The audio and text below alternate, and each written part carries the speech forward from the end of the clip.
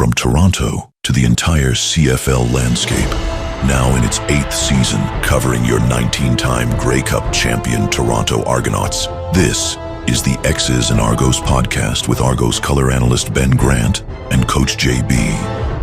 Welcome to the X's and Argos free agency special. My name is Ben Grant, joined as always by JB, and we're here to get you caught up on everything Toronto Argonauts. And there's been a ton of action since we last spoke to you on our 2025 season finale. First of all, the Argos have a new head coach and a lot of new coaches on staff. In fact, there's new brass in the front office, names you're very familiar with. They've made a few huge signings and some other signings to sort of bolster the roster.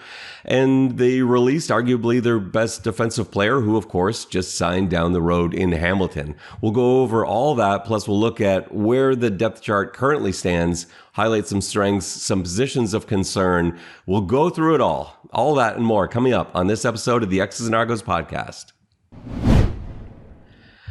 All right, JB, when we last spoke to the people, we had been speculating that maybe Kent Austin would be brought in as Toronto's head coach. Mike O'Shea had just turned them down and said no. But we also brought up the name Mike Miller as a guy on staff that the Argos should consider. And that is ultimately who they ended up going with. What are your initial thoughts? Mike Miller, who's been coaching forever, but it's his first time as a head coach, which is unusual for this stage of Mike's career. Generally, at some point, when you're coaching for that long, at some point, you have had a head coaching opportunity. Mike hasn't. So, what's your initial read on this? Well, it's not, I'll be honest, it's not like overwhelmingly exciting. Of course, you would love to have had somebody who has more experience in terms of bringing in a head coach. And, when you promote from, it's like having, we don't need to stop at McDonald's, we have food at home. When you promote from inside, it's not as exciting. But I agree. I think he certainly has a good resume. He's not a young guy who's maybe being promoted too fast. He's clearly a veteran. He's clearly been around the NFL and the CFL and college ball. So there's no concern, I think, about it being too much for him. I think that it is surprising that he's never wanted the top chair. But he clearly has been part of one of the best offenses in the CFL the last couple of years. So I think that he has earned himself a shot with how well Chad Kelly has played for Toronto. Yeah, if you look at what he's done, and that's the thing. Like, it's hard to find things where you really would be concerned about Mike Miller. Like, he's got the credibility, he's got the history, 12 seasons coaching in the NFL at a very successful level. He's coaching down there, the Arizona Cardinals, with Larry Fitzgerald, Anquan Bolden, Steve Breston, each over 1,000 yards. That was, those are some good Cardinals teams. He spent time with Pittsburgh, coaching with Bill Cowher. Like, this is a good resume that way. There's credibility there. But if we just look at what he did in his time in Toronto, remember he came in 2022. That's when he arrived with the Argos. McLeod Bethel-Thompson had the best season of his career. The Argos won a Grey Cup. And he's the quarterback coach. He's got a hand in that, obviously, with McLeod Bethel-Thompson's success. But also, remember the Grey Cup game, McLeod goes down. Chad Kelly had to come in to win it. And that's got to be on Mike Miller, too. And then 2023, one of the best seasons in CFL history. Offensively, the Argos were juggernauts. And in the East Final that we don't like to talk about, Mike Miller wasn't there. That's been talked about a lot, is that game might have gone differently had Mike Miller been there for that game to be able to talk through what was going on with Chad Kelly. And then in 2024, another Grey Cup win, Nick Arbuckle as the Grey Cup MVP after Chad goes down in the East Final. And then Arbuckle's career gets completely revived in 2025, and you have to look at Mike Miller for that too. So we give Ryan Dinwiddie a lot of credit for this, and we should. I think Ryan Dinwiddie is an amazing head coach. I do think Ryan Dinwiddie is the best head coach in the CFL. But I think you can't ignore Mike Miller's contributions to this Argos offense. And when you add it to that great history that he's got, I am excited about him as a head coach. The reservations I have are only because I haven't seen it before. That's the only thing that makes me nervous, and it's with any head coach. I was like that with Dinwiddie. When they brought in Ryan Dinwiddie, I was excited. He was bright. He had a history of success. He had produced great quarterback play, but he'd never been a head coach before, and that was a reason to be nervous. And I would say the same thing with Mike Miller. Yeah, it's a big jump. It's you're more than like coordinators. Positional. Obviously, you can be much closer with the players and coordinators. You're still focused on your side of the ball, but the head coach is, you have to be a leader of men. You have to be able to stand in front of 50, 45 odd alpha males and keep their attention and have them believe in you. And that is not a skill that is possessed by many people. It's why it's so hard to find a good head coach. It's really tough. You have to be smart enough and good enough at coaching to make the players believe in you, and you have to have enough charisma to be able to have them follow you. So it's a complicated alchemy, So I think I agree with you. I think that I like his staff. I like that they have a lot of returning players, so it's not a team that's in flux. And he'll know the lay of the land. He's not coming in from outside, so he'll have a good sense of who these guys are and how to kind of address and roll with them. So I think that's definitely in his favor as somebody promoted from within. Is he's not walking in cold to personalities or dynamics. It's going to be a big challenge for him. There's no doubt about it. And I think probably what bodes well for him is that he's had great examples to follow.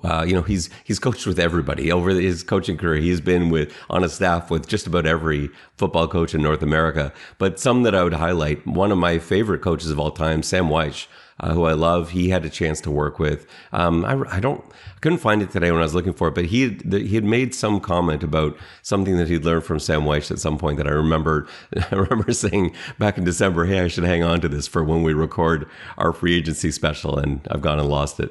Also, one of the coaches I hate most, because I hate the Pittsburgh Steelers, Bill Cowher, but I hate him because he was so good. He was such an amazing head coach. So to be in rooms with Wyche, to be in rooms with Cowher, to be in rooms with Ryan Dinwiddie over the last few seasons, I think that if you're looking for someone to show you how it's done as a head coach, I think those are great guys to look at and say, okay, I can take a little bit from each of them and maybe apply it to my own personality and my own strategy. And I think, you watch his press conference, like he's not trying to be someone else.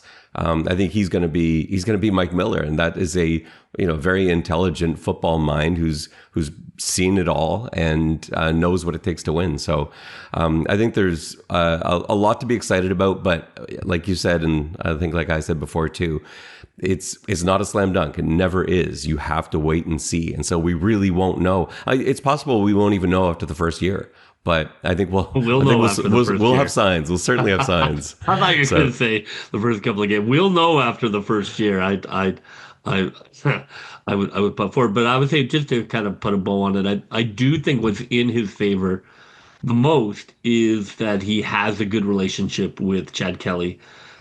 They clearly have been constructive, in terms of working together. And as a head coach, you want to have the best player on the team on your side. That would be something you would strive to achieve if you went to a new place. So having that already, I think, is a pretty great start for building. If we look at the rest of the staff, it's an interesting mix. I like the supporting staff quite a lot. You've got really only two coaches that were kept around in Mickey Donovan, who I think is a fantastic special teams coordinator. I'm glad they were able to keep him. I really do like Mickey. And Dominic Picard, who has changed roles. He's gone from running backs coach to offensive line coach, which is, of course, his background as a former Argo offensive lineman, and pretty much cleaned house. Aside from that, brought back some guys he's worked with in the past, some guys that he had ties with going way back.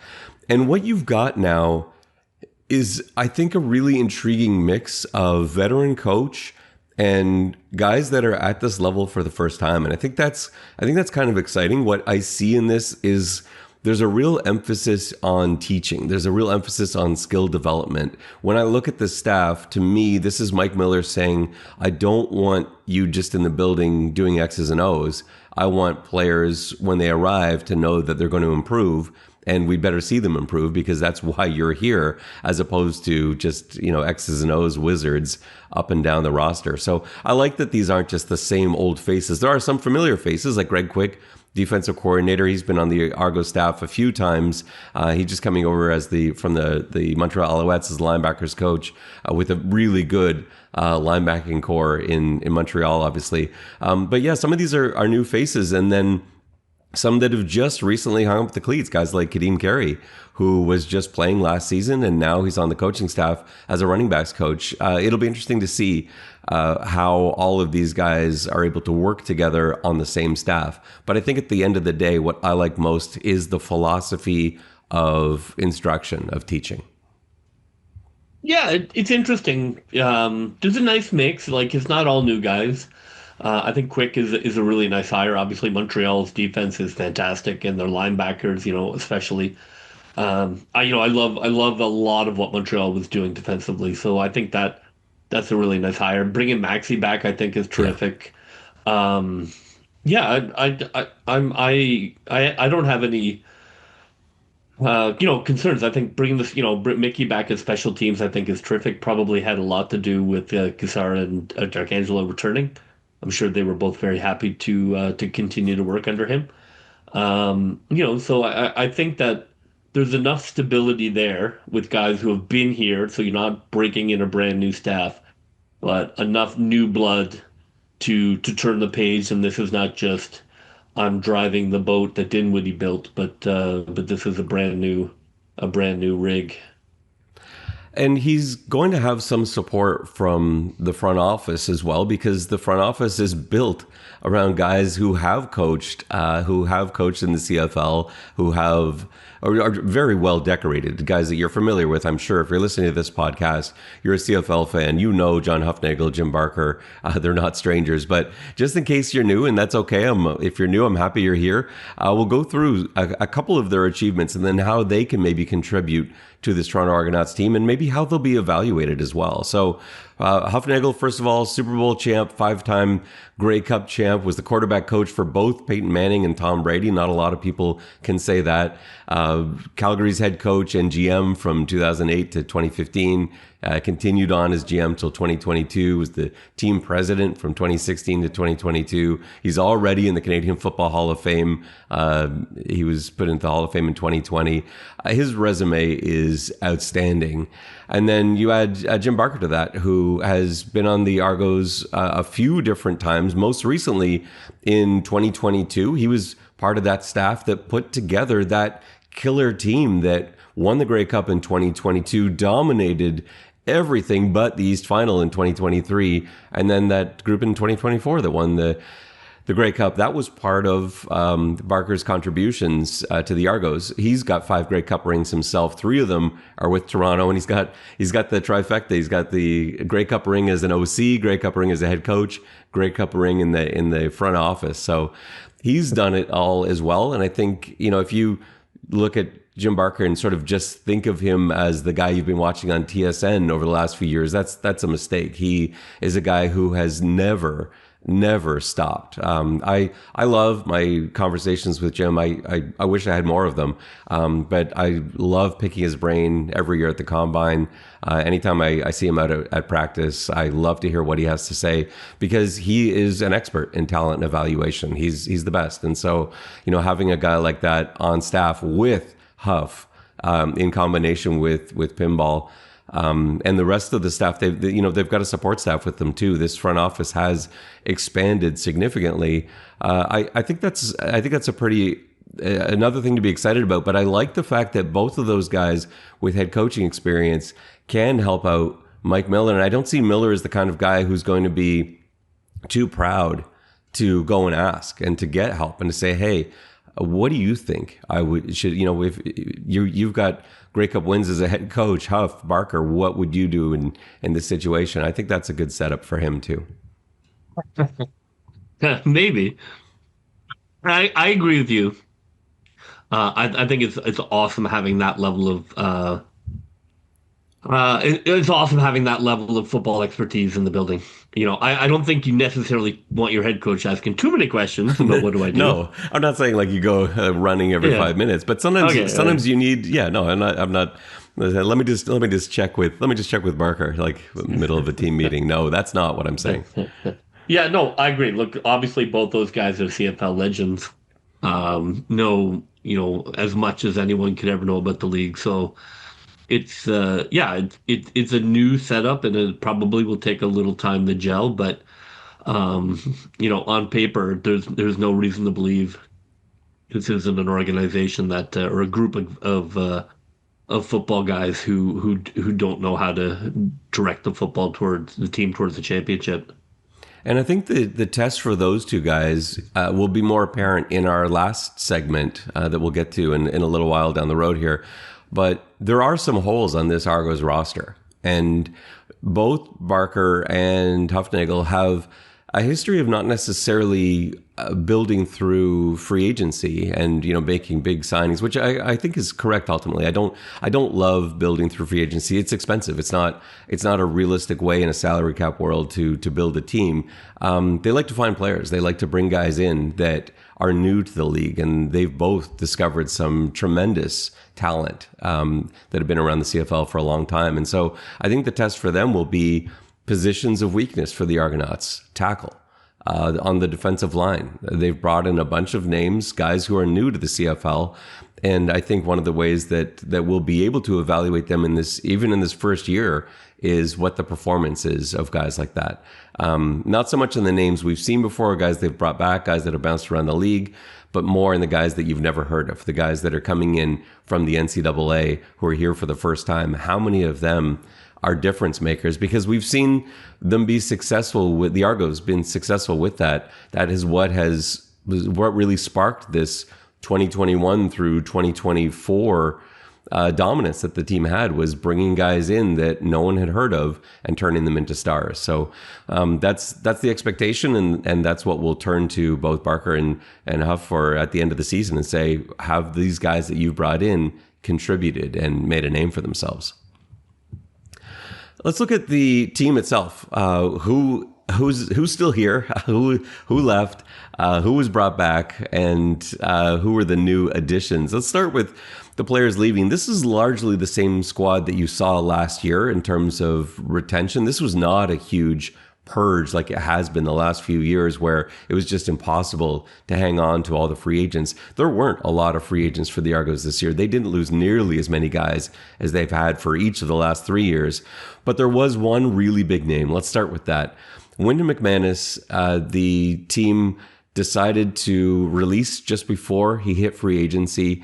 And before I get into whether this was a good move, a bad move, what it means, etc., don't think for a minute that the team would have just been like, yeah, we have no interest in you, Winton. Go sign. We're cutting you. In fact, go sign. So that's not what this is about. That's a player friendly move. You release him a couple days before free agency for a few reasons. One, you can give him a proper goodbye, which they did on their social media channels. You thank him for his time here, the difference that he's made, because we're talking about one of the best players in the CFL. I think he was the best player on the Argos defense last year. I think he is the best linebacker in the CFL. And he's a tremendous leader, and he's been a difference maker. He's a fan favorite. Getting that opportunity, those few days to thank Winton and let it be his stage for a bit, and then also allow him to sign somewhere else, because I'm sure they knew he wouldn't be on the market long. And I'm sure that they talked to him as well. I'm sure they tried to make it work, but from a cost standpoint, it really didn't make sense. I said this on our last podcast of the season last year. I personally would not have kept Winton, and I think he's the best linebacker in the league. I just wouldn't have done it, because in a cap system where you had so many other holes that you wanted to fill, and you've got other guys behind him at linebacker who are great and just waiting to be starters. It just didn't make sense in this scenario. And so, you try, and ultimately, there's going to be teams that are going to pay more than you can budget, and you got to just say, yeah, that's just how it goes. We can't responsibly go that high. And of course, it's Hamilton who makes the deal. JB, how are you going to feel about seeing Winton line up at middle linebacker for the Tiger Cats? I mean, look, it's terrible. There's no two ways about it. I can understand intellectually the argument that from a resource point of view, that we had young, less expensive options at linebacker, and we were able to take that Winton money and use it on areas of need. He had an injury late in season last year. He's getting older. Injuries don't go down as you get older. I think intellectually I can understand all of those choices, but on a gut level, yeah, it sucks. Would I love to have seen Winton one more season lead the team? I think that what will be hardest to replace will be the level of intensity and the expectation of what it is to play on that defense. That's really hard to replace.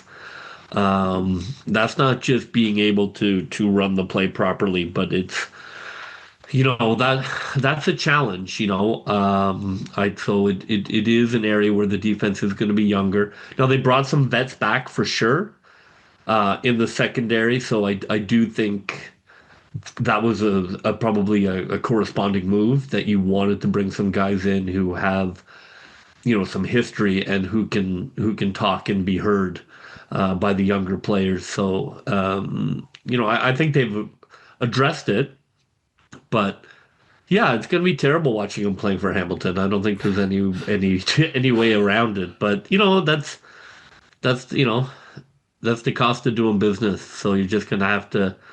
I'm just going to have to eat it for a year. I don't think this is going to be like, oh, I'm going to have to spend the next 5 years. It's going to be this season. This season will be the peak of Winton and Hamilton. So I can handle that. Yeah, it is. But like you said, fans are upset. Of course, I totally get that.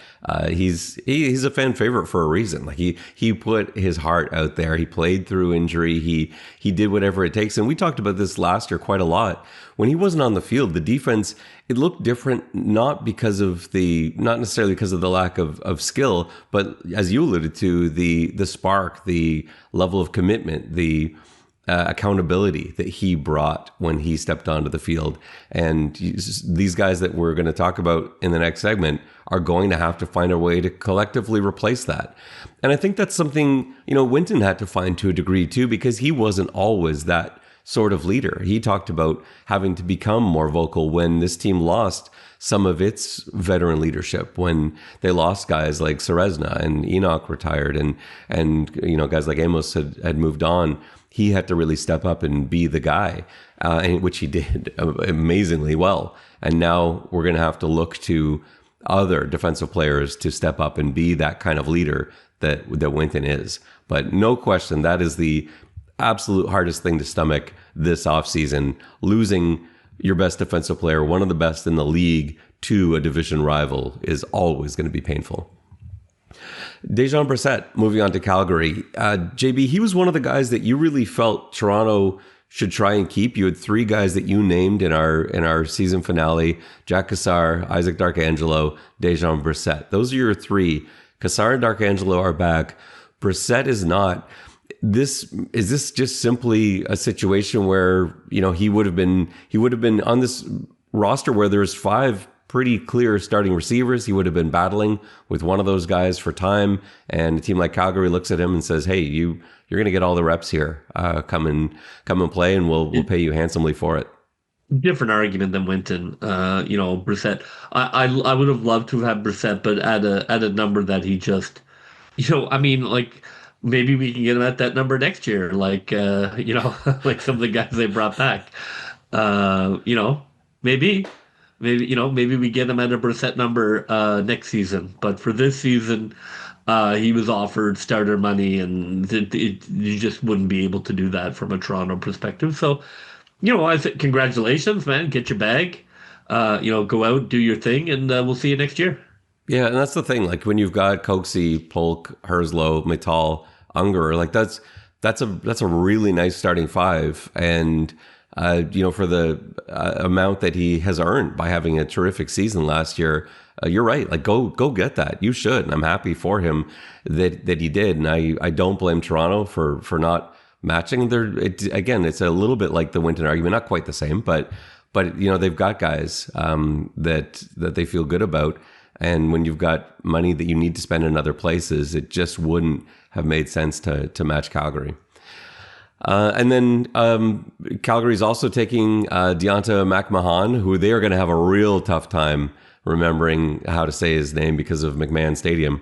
That is going to be that's a recipe. Thought of that. Recipe for disaster. He'll change it back. He might have to. Just the way that we saw John Bost go through that.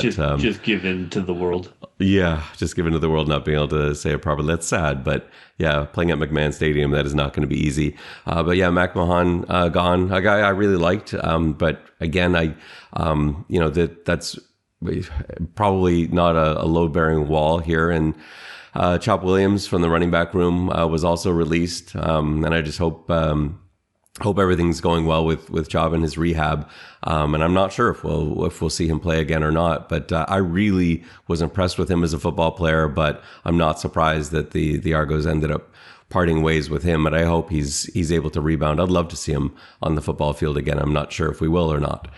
But that's it. That's really the Argos who left. There's a lot of Argos that remain unsigned, guys that are sort of still in limbo that are still free agents. You got Brian Cox, Tavares Daniels. That's an interesting one. Is a team going to reach out for Tavares? I think at some point you'd think that. Obviously, Tavares has got a career in coaching waiting for him, but I'm not sure he's done yet.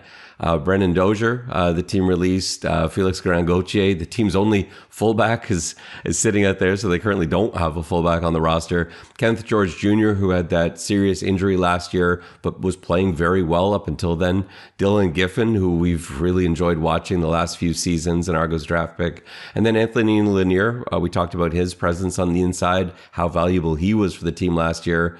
Run stopper Jamin Pelly, and then guards Shane Richards and Ryan Sevier, who are all sitting out there in the market. Any one of those guys that you think the club might want to reach out to, JB, or is this the right time to move on from some of those guys? I think it is the right time. I mean, I could see bringing Tavares back at a club friendly deal if Tavares wants to do one more year in the show before he becomes a coach. If he's up for that, I think that probably makes sense to me. I think he still can be a contributor, but obviously it has to be at a much different contract. But yeah, I'd like to see Tavares. I think he's been a great Argo. I think he's a good guy to have on the team. But also I can see turning the page on those guys too and kind of moving forward. And the free agents they did bring back, the guys they reached out for. So two of your three, like we said before, Jack Cassar, Isaac Darkangelo, two linebackers. Add to that Brian Harlamana, linebacker in theory, but also like special teams captain. Those three guys, Cassar, Darkangelo, Harlamana. Do you feel like great. Do you feel like Mickey Great Donovan time. Went to Mike Miller and is like, okay, if I'm going to be your special teams coordinator, these three guys, like they got it, because those guys they're all special teams studs. I feel like Mickey may have made that a condition to him continuing on as a special teams coordinator. Because I think those are high. I think those are really underrated. Like those are the signings that will not get articles at TSN written about. But I think it makes the Argos a very good football team. Benji Franklin comes back, who didn't have a great year by his standards last year. I think he had some terrible luck, just could not, like the tip balls, the batted down passes that he made a living with in 2024 were not there in 2025. The interceptions weren't there, but he was in tight coverage almost all the time and just seemed to have no manner of luck whatsoever. But Franklin's back. I like that move a lot. Janarian Grant is back. I didn't actually think they were going to bring Janarian back. I love Janarian as a returner. I thought when they signed Peyton Logan, I thought, well, maybe that's because they they're not going to bring back Janarian. Logan's got a history as a successful return man, and then Janarian's back again. So that's another, again, is that another Mickey Donovan play? And then add Adam Guillemette to that. That was my guy. Of all the free agents I wanted the Argos to bring back, I'm telling you, it is so important. I will always pound the table for your long snapper, especially when he's won as quality as Guillemette, who I think is the best long snapper in the league. I thought that was huge. We're talking about all these guys. Another Mickey Donovan guy, Teodric Hansen, a machine on special teams. He's back as well. And then David Ungerud III. So it's basically all Mickey's guys, Benji Franklin, Dave Ungerud III.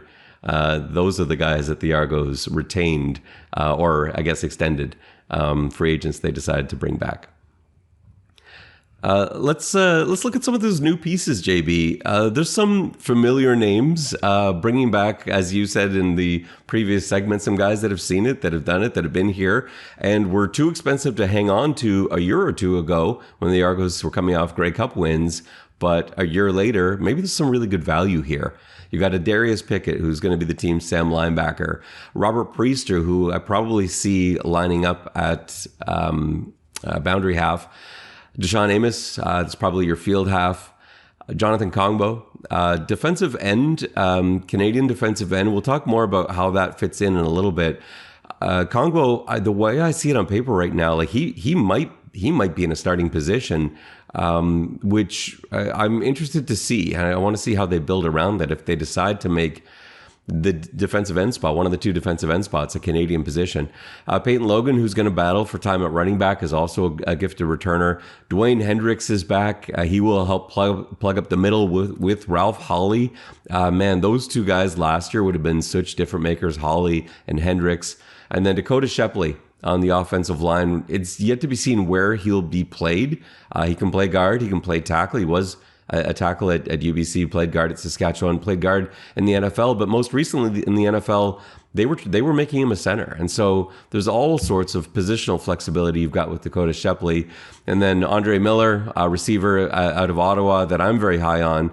And can we count Chad Kelly, JB, as new Argos, because he wasn't really a part of the team last year? Yeah, absolutely. I think that is the unspoken conversation in terms of players. He is a new addition. He did not play a single game for them last year, so that is an addition to the roster. I don't think it's being cute to say that. It absolutely changes whatever grade you might give them for the off season, because by adding him to your roster, that's a significant addition.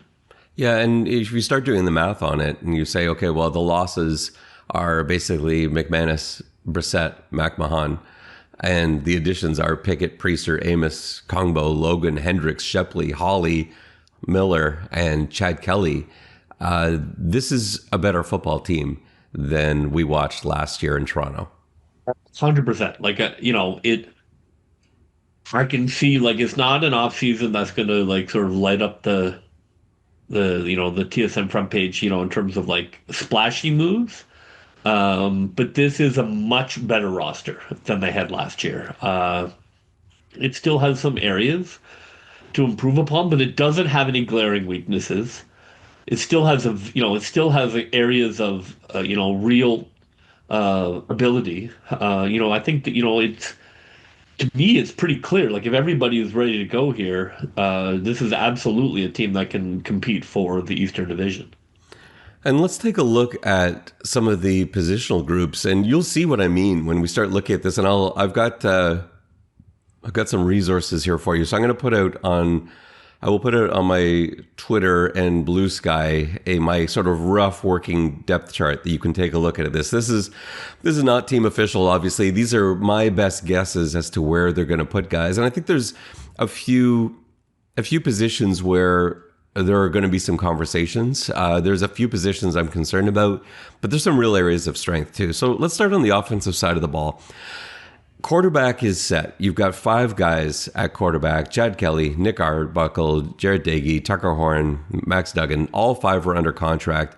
This is the best quarterback room in the league. There's no question about that because it's your 1-2. Kelly and Arbuckle make this the best quarterback room in the league. I don't know what they're going to end up doing with this group, and I guess it's going to depend on opportunities for Max Duggan as well. We saw him run some short yardage stuff last year that I really liked. I could see really making a case for Duggan being that number 3 guy, being that change of pace, short yardage package sort of guy. But I could also see them going with Diggy or Horn as a third option. But I think any way you look at it, that's a very comfortable place to start. The most important position in the sport.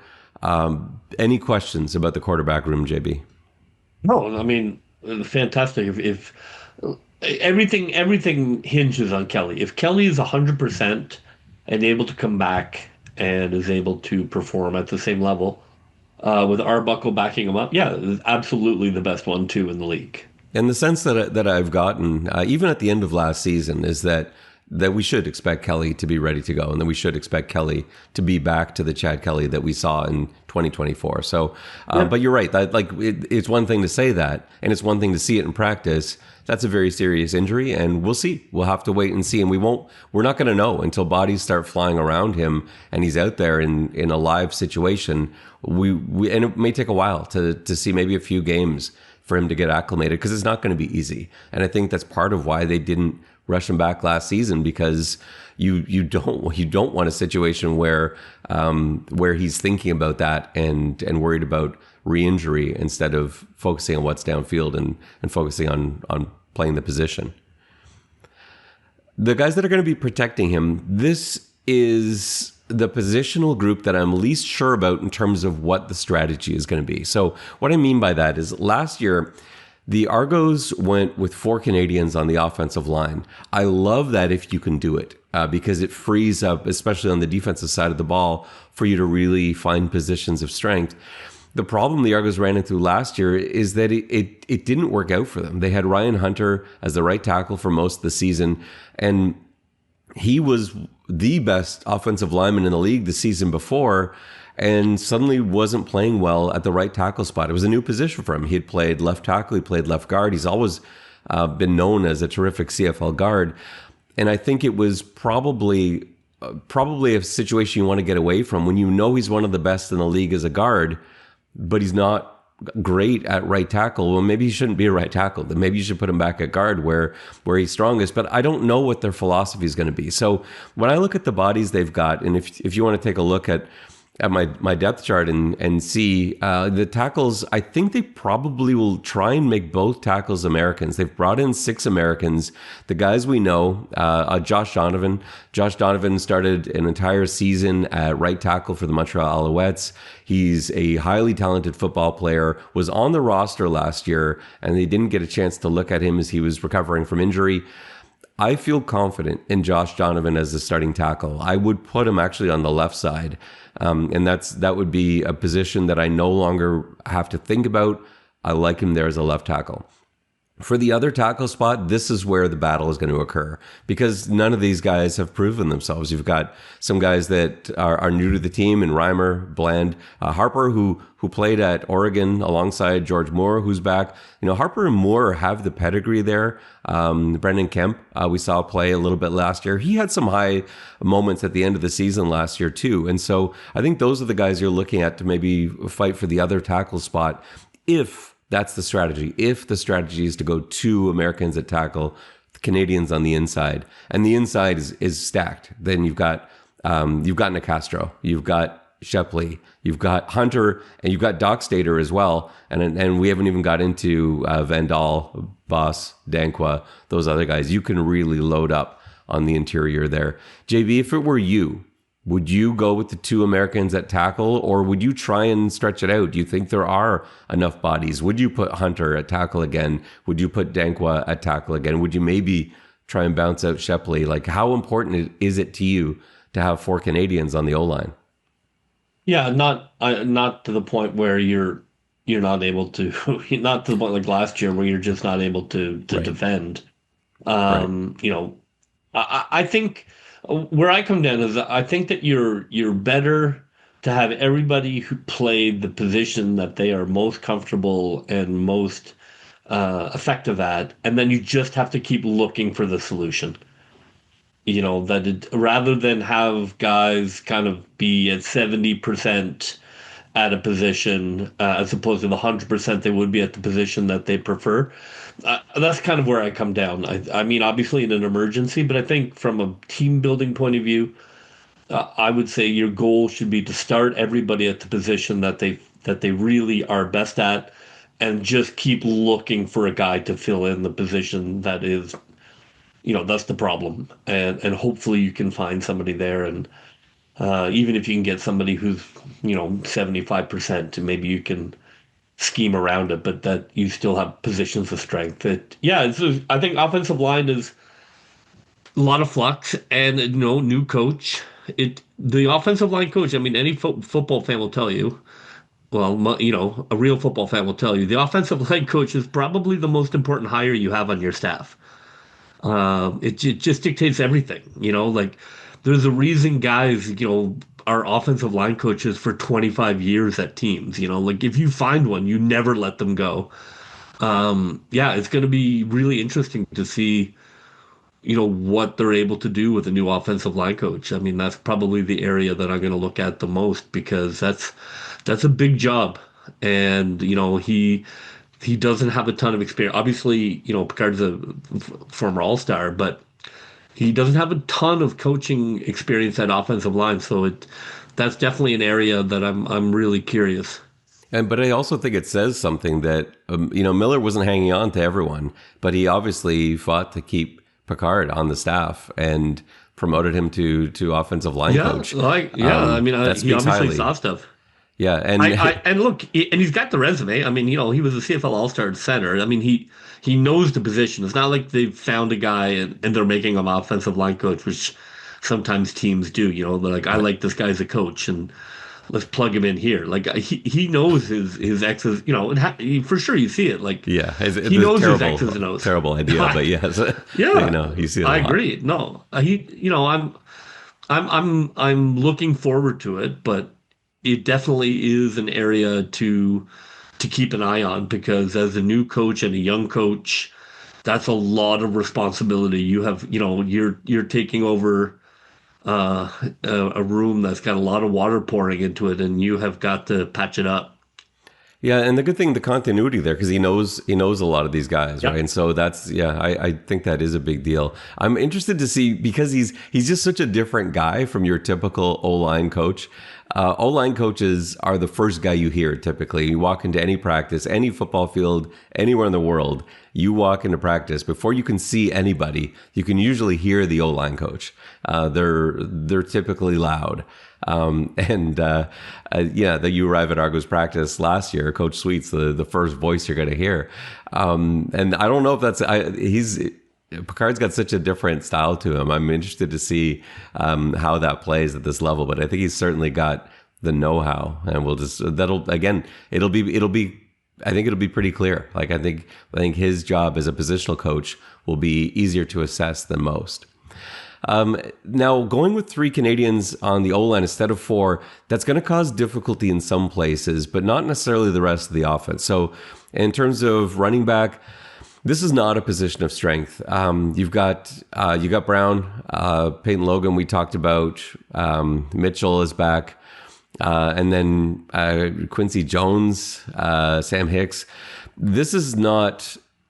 It's not a group on which there's a star. And as much as I talk about running backs not being something to be concerned with, I am actually concerned with this positional group. I like all of those guys, but I don't see any one of them as being the guy. Like I don't look at any of those running backs and say, well, that's definitely the guy. I like what Spencer Brown did last year. I thought he ran the ball well. I would like to have seen a little bit more development from him in terms of pass protection.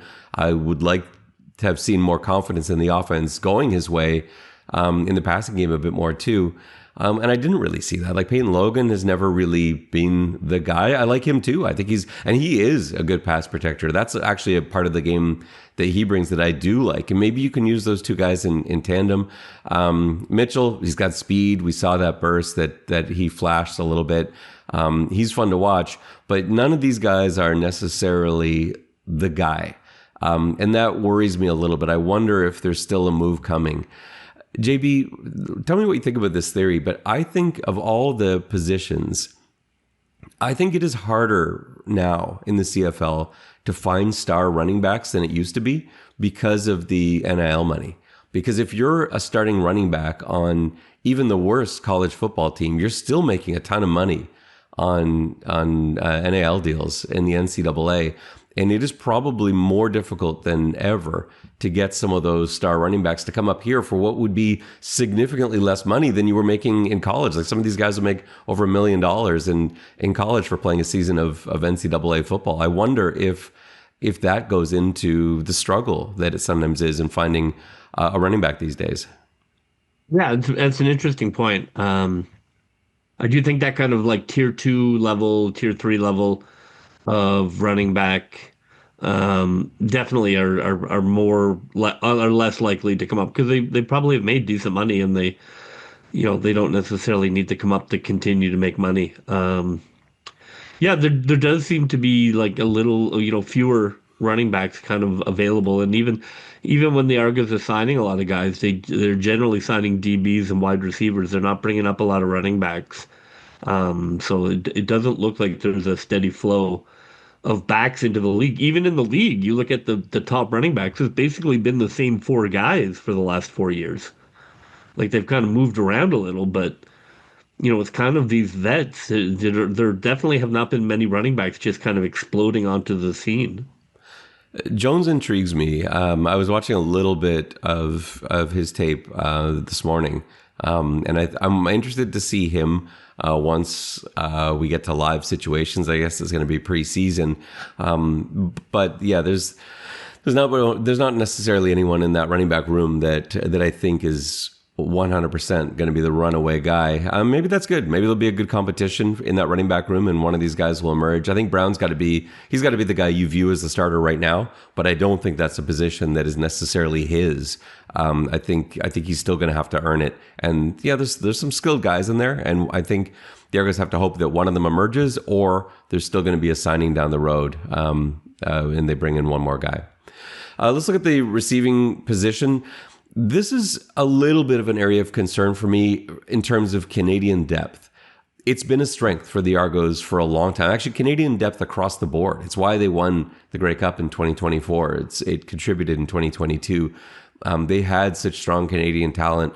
There's a little bit of a shortage in some positions now for this Argos team. And I think that's going to be on Barker and Huff with the draft coming up. They have to restock at a couple spots. I do think receiver is one of them. So the starters look great. You've got Coxie penciled in at X. Polk's going to be your W, the slot on the boundary side. Herslow probably lines up as the inside guy on the trip side to the field. Kevin Mattal coming off a great season last year. He's going to be in his usual spot in the middle. And then Dave Unger III will be out at Z, out far to the field side. Those five starters are excellent. I feel perfectly comfortable going into any game with those five guys. After that, it drops off quickly. There's just not a lot of experience. There's no one that I can look to and say, well, that's fine. When this guy goes down, he'll step in. There is no Herslow that I see, a guy that when Tavares went down could step up.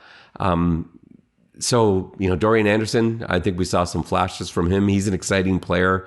Andre Miller, I do like the guy they brought in from Ottawa. I think he's got real potential, but I think he's only got like 15 career CFL catches, so not a lot on his resume. Janarian Grant is listed as a receiver, but I don't think we'll see him get a ton of work at receiver. And then Ezekiel Tied, we barely seen. Reddy, we haven't really seen anything of. Although I do like his college film, but I don't know that he's going to be ready to step up right away. Are you worried about this receiver depth, or is this something that I'm maybe thinking too much about? I think you're thinking too much about it. I think There are more concerns I have than our receiver depth. I think That's it's true. fine. That's true. Fine. But it comes We have up. our starters, and you just keep there's seemingly an endless supply of wide receivers. So unlike running back, they seem to be able to find wide receivers. Every year guys can come in. So I would imagine they'll just keep churning until they find a guy.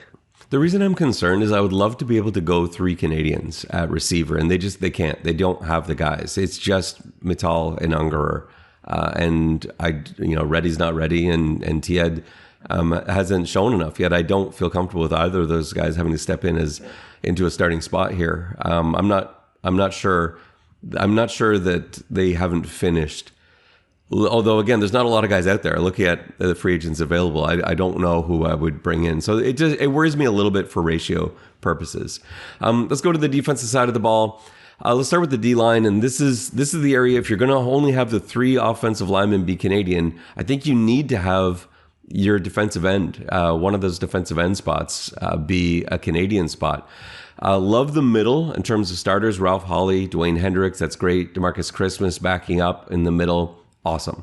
Chatfield, I like. Johnson really proved himself last year. He played a little bit inside too and played outside. It's a bit thin after that. I know they're going to look for Jonathan Kongbo to probably be a starter on the other side. He's Canadian. I don't know in terms of his backup. Ojo, I guess, is who you'd have to pencil in now. But I wish we'd seen Ojo at all last year. Like at the end of last season, when the games no longer mattered, I was sure they were going to put Ojo in the game. And the fact that they didn't really worries me, because that tells me they don't feel that he's ready. And he's a first round draft pick, a guy that I was really high on as well coming out of last year's draft. I'm shocked by the lack of playing time he had last season, and I'm not really comfortable penciling him in. If you're going to go with that defensive end spot as a Canadian spot, you need more than one guy. Kongbo, I think, I can see that. Ojo, I want to see more from him. Maybe that's an area that they're going to have to target early on in the draft, because there are some really good ends, defensive ends in this year's draft class. What do you think about this D-line, JB? Yeah, it's a little thin. Hawley is a huge ad. Yeah. They're thin on the edge, right? Like they don't have a pure pass rusher. Like Chatfield was good at the beginning of last season, but his play fell off. Like teams started paying more attention to him. I think that's part of it. But yeah, he came out blazing at the start of the season. He was like the sack leader in the CFL through like 6 weeks or something. But I don't think he had a sack in the second half of the season. No, like that's the problem. Like they don't really have an edge guy. The middle is better now, which is good. But also like, this they're not the returning champions. This team did not win a lot of football games last year. So it's not like they were building on the 85 Bears in terms of a roster. Look, the roster still has holes. I don't think you're going to fix every hole in a team that missed the playoffs in one off season. I think it's improved a little. But they're definitely going to have to keep working to improve that defensive line. They need a guy. They need a veteran guy who can give them edge pressure. I think if they add that, I would feel a lot better. Yeah, and that goes on my list for guys for Barker and Huff to bring in. Like I want to see. Well, they've brought in all these tackles. I want to see one of them pan out. I want to see one of the defensive ends pan out, and they haven't really brought those guys in yet. That hasn't been a position that they've added to. So that's one of the ways that I'm going to evaluate them this season, is what are they going to do at defensive end. So we'll see. And again, this team's not done yet. It's not finished. It's February 17th. There are months to go. There's not just the draft, but there will be a ton of free agent signings coming up. They're going to sign another 15 players before we get anywhere. So this isn't a finished product, but just right now, this defensive line, I have some concerns about it. But yeah, I love Hawley and Hendricks in the middle. Solve so many problems. The linebackers will include the Sam linebacker, the cover linebacker spot in there. Adarius Pickett is back, the party starter, back in Toronto. That's as well as I thought. Dozier played great down the stretch last year, but Adarius Pickett is one of the best Sam linebackers in the league. You get better when you've got Adarius Pickett on your team. Cam Judge is going to be there at will linebacker. We both thought he had a fantastic year last year. And then middle linebacker, I think they're going to go Isaac Darkangelo. I would personally want to see a battle between he and Casey. I like them both a lot. I think they can both play at a starting middle linebacker caliber. But I like some of the things that Casey can do. But I don't know. I think Darkangelo is probably going to get the nod as the starter in the middle. So those are your starters, but you got some great depth. They've still got, Ryder Varga there for depth. Jack Cassar, where he talked about Casey, Harold Lamanna, Herdman Reed. There's a ton of guys there, and they've brought in a bunch of new guys that I've temporarily penciled in as Sam linebackers who could also really be safeties. Toomer, Jones, who they just signed, who I know you're really high on, Goss as well. Like there are guys there's some real depth for 3 linebacker spots. You've basically got 15 guys that you can look at to fill them. So it's not a lack of personnel. We just have to see who earns their fight to back up Judge, Pickett, and either Casey or Darkangelo.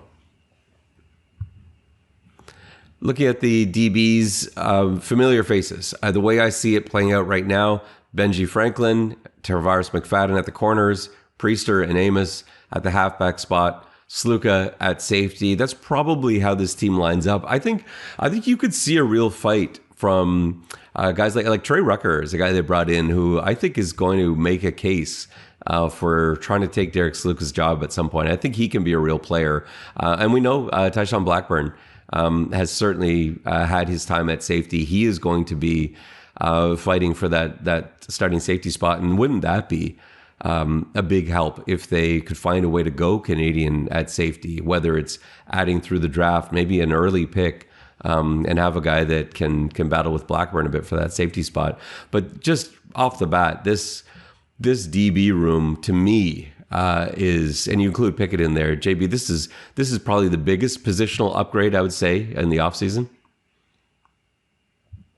Yeah, I think so. I think that it needed a rehaul. Yeah, look, they brought a lot of veteran ability. If you can plug in some new guys, who are a little twitchier to kind of fit into the structure that the vets can do, I think that's a good sign. And then specialists, Adam Guillemette is back, John Haggerty is back, Liram Haralahu is back. Those are all stars in my mind. I'm really happy with the special teams room. You've got Janarian Grant, Peyton Logan, who can return kicks and punts. I love where I think this, we talked about all the guys they brought back and some of the guys they've added. This might be the best special teams group in the CFL from top to bottom when you include kickers, punters, long snappers, returners, but also those hustle guys like Darkangelo and Casey, Varga, Cassar, Harold Lamanna. This is a group that will fly down the field to make plays. So I'm expecting big things out of your group, Coach Donovan, from the 2026 squad. JB, what's your biggest area of concern? We looked at this roster top to bottom. Is it D end? Is that where you're going to go for one? If you had to add one guy somewhere, is that where you'd put him? Yeah, I think so. I think defensive end. I don't love the defensive end situation. Yeah, and running back. Yeah, I know. Running back, not to feed a fed horse. I know. I don't really want to spend another 18 games questioning the running back room.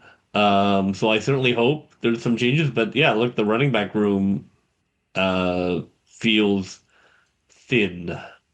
Well, in mid-August last year, Nick Arbuckle was the leading rusher. Like we were halfway through the season. I'm aware. He's not a running quarterback. It would be one thing if it was Nathan Rourke leading your team in rushing, which I think he did. But yeah, Nick Arbuckle leading the team in rushing means like you've got a problem running the football. So yeah, that's an area of concern for me. I think my number one is D-end. I think I'd put D-end first. Tackle second. I think they may have the guys. Like the guys probably in the room. I just want to see that. Running back, I think they need to add somebody. And I would like to see some receiver depth, like I talked about before, ideally Canadian receiver depth. And I think if I'm looking at draft priorities, getting ahead of myself here, receiver, defensive end, safety. I think those are the 3 spots that I'm going to target. I think they're great for interior O-line. That's the other spot you often see Canadians get added. But yeah, that's where I'm at right now. But all in all, I think this is a pretty good turnaround, JB, from from what they've done over the last couple months, it's like you said, it's impossible to completely overhaul just in one off season. But I think they're off to a pretty good start, wouldn't you say? And having a star quarterback papers over a lot of problems. Yeah. When you win a game, 38-36, nobody's really that worried, right? When you lose games 38, or 36-21 is when people are like, oh, what's going on? The sky is falling. It's like, well, let's just put up 38 and we'll worry about the 36. That was our prediction last year. We thought that's what they would have to do, and I think they'll have to do it again. I mean, this is a team that is stronger on the offensive side of the ball. I'd really love to see them sign a running back or figure out a way to get a running back somehow, because I do think this is a team that's going to need to put up points. This is not a team built to win 15-14. And we'll probably have some more answers, and certainly there'll be some more signings to talk about when we talk to you next, which will be following the 2026 CFL draft, which is slated for April 27th, 28th. And we will come to you that following week, break down some of the players that the Argos picked. And we're going to start getting you ready for training camp, because we're off and running at that point. And that's when our show will become a regular feature of your listening habits, I'm sure.